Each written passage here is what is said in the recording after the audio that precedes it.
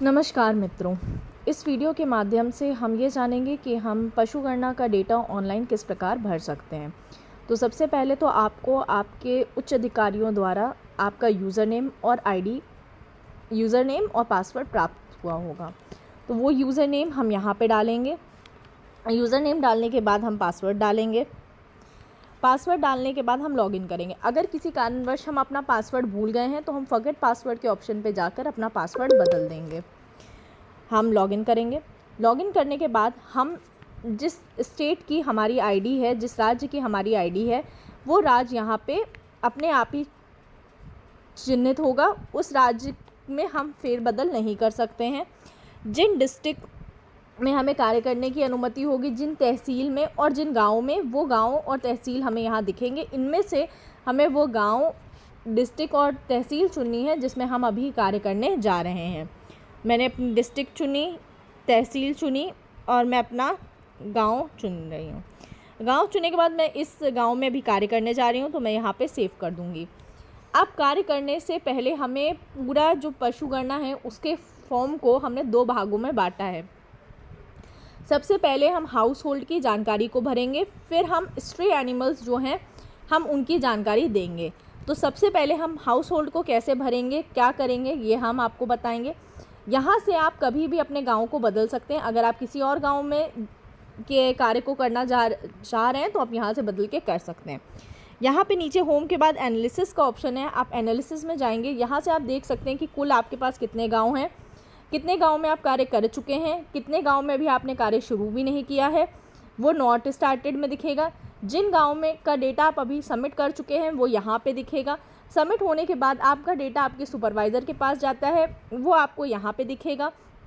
Supervisor पे जाने के बाद अगर सुपरवाइज़र ने उस डेटा को किसी कारणवश रिजेक्ट कर दिया कि ये डेटा सही नहीं है, इसमें कुछ जानकारी में सुधार की आवश्यकता है, तो यहाँ पे एक ऐसा ही बॉक्स बन के आएगा जिसमें पार्शली रिजेक्टेड का दिखा होगा और आप पार्शली रिजेक्टेड में जाकर उस जानकारी में पुनः संशोधन करके उसको भर सकते हैं और वो रीसबमिट में दिखने लगेगा, जैसे अभी हमने पहले करा है, एक रीसबमिट दिख रहा है। अब जब सुपरवाइज़र के द्वारा हमारी जानकारी अप्रूव्ड हो जाएगी तो यही जानकारी डीएनओ के पास जाती है। डीएनओ इस जानकारी को अगर अप्रूव या रिजेक्ट करेगा तो वो हमें दिखेगा। अभी हम अपने कार्य पे आते हैं। तो सबसे पहले हम हाउस होल्ड पे जाएंगे। हाउस होल्ड में यहाँ आपको दिख रहा है कि अभी कितने जानवरों के हम हाउस होल्ड भर चुके हैं। इससे पहले मतलब पास्ट जो हमारे सक्सेसफुली अप्रूव्ड हो चुके हैं, पूर्णतः हमारे सुपरवाइज़र डीएनओ ने अप्रूव कर दिए हैं, वो कितने हैं वो यहाँ पे दिख रहा है। और इसी तरह की जानकारी हमें स्ट्रे एनिमल्स की दिखेगी। अभी हम स्ट्रे एनिमल्स तब तक नहीं कर सकते हैं जब तक हम हाउस होल्ड की जानकारी नहीं भरेंगे। तो ये आपको इस तरह से ग्रे कलर में दिख रहा है और ये हमारा, क्योंकि अभी हम इसकी जानकारी भरेंगे तो ये हमें ब्लू कलर से दिख रहा है। हम इसको दबाएंगे हाउस होल्ड पे। अभी तक कोई हाउस होल्ड हमने नहीं भरा है, हम प्रथम बार हाउस होल्ड भर रहे हैं। तो यहाँ पे हमारे पास ऐड न्यू का ऑप्शन आता है, हम ऐड न्यू पे जाएंगे। ऐड न्यू में जाने के बाद हम किस तरह का हाउस होल्ड भर रहे हैं हमें वह जानकारी यहाँ पे देनी है। जैसे हाउस होल्ड भरना है, हाउस होल्ड इंटरप्राइजेस भरना है। अब हाउस होल्ड इंटरप्राइजेस को अगर हम चुनते हैं तो हमें किस प्रकार का हाउस होल्ड इंटरप्राइजेस भरना है हम यहाँ से वो चुन सकते हैं, जैसे डेयरी फार्म्स, पोल्ट्री फार्म्स और अदर। अभी हम हाउस होल्ड पे जाके अप्लाई करते हैं। तो सबसे पहले तो हमें हाउस होल्ड का नाम भरना है। मैंने हाउस होल्ड का नाम भरा। नाम भरने के बाद उसका एड्रेस भरना है। मैंने यहाँ पे उसका एड्रेस दिया।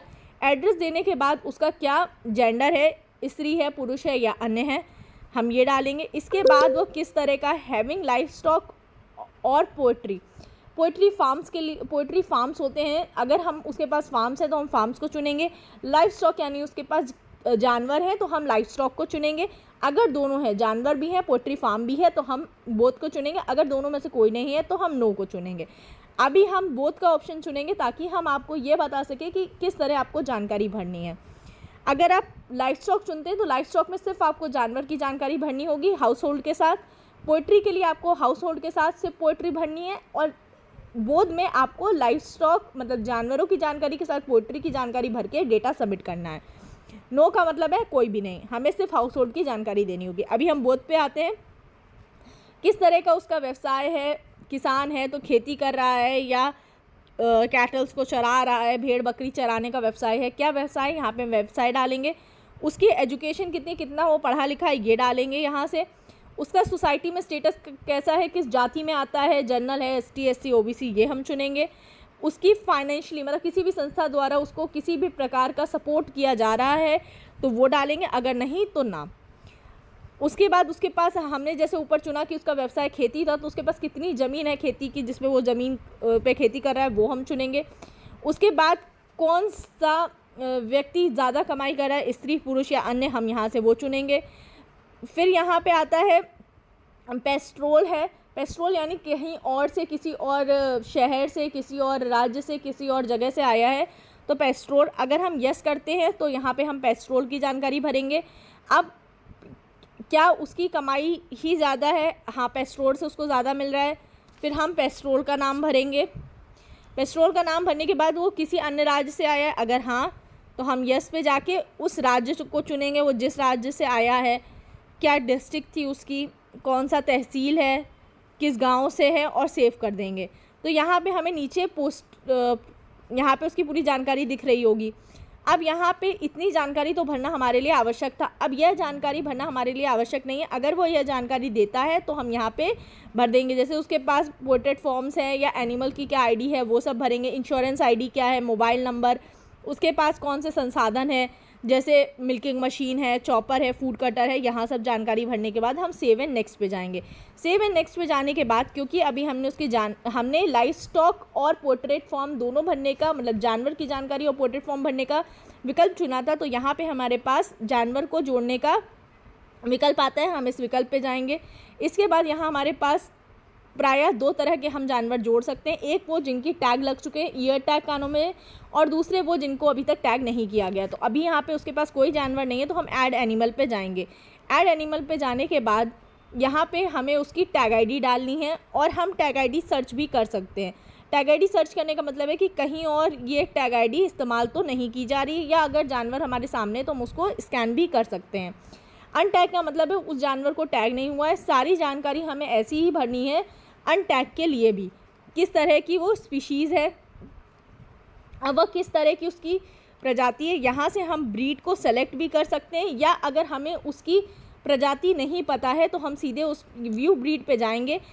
अभी क्योंकि मैं अरुणाचल प्रदेश का यूज़र हूँ तो यहाँ पे मुझे अरुणाचल प्रदेश की दोनों ही गायों की ब्रीड दिख रही है। अगर इनमें से कोई प्रजाति मिल रही है तो हम उसको चुन लेंगे। अगर अरुणाचल से बाहर की प्रजाति आई है तो हम यहाँ पे इंडिया की बटन पे चुन के इंडिया में जितनी भी इस कैटल के लिए, इस स्पीशीज़ की प्रजाति पाई जाती है, वो यहाँ से चुन के हम उसको अब चुनेंगे। उसके बाद वो प्योर है या ग्रेडेड हम ये बताएंगे। हमने कहा प्योर है, यहाँ पे अपने आप ही जो हमने चुना उसके हिसाब से यहाँ जानकारी भर जाएगी। इसके बाद हमें उसकी उम्र बतानी है कि कितने वर्ष का है, हमने कहा 2 साल के ऊपर का है।